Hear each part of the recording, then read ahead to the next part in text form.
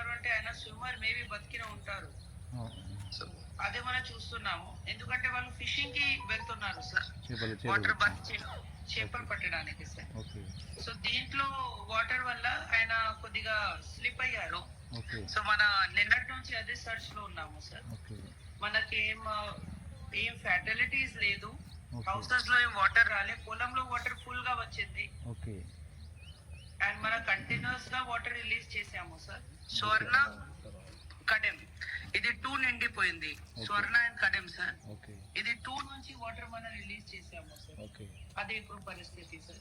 Fine. అయితే ఇప్పుడు ఎవరైతే రైతుల పొలాలు పంటలు మునిగిపోయినాయో, పంటకు నష్టం జరగడం కానీ లేకపోతే పొలాలు కోతకు గురైన కానీ ఈ వ్యవసాయ అధికారులను అగ్రికల్చర్ ఎక్స్చేంజ్ అప్పుడు పెట్టి ఆ డ్యామేజ్ నష్టానికి సంబంధించి రికార్డ్ చేయమని చెప్పండి.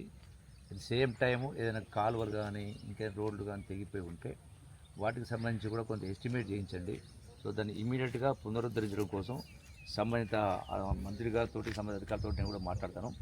సేమ్ టైం దీన్ని అంటే గ్రౌండ్ రియాలిటీ పరిశీలన కోసం రేపు నైట్ అక్కడికి వస్తాను, ఎల్లుండి పొద్దున్నే అక్కడ అందుబాటులో ఉంటాను. అక్కడ కలిసేసి అధికారులు కూడా చెప్పండి.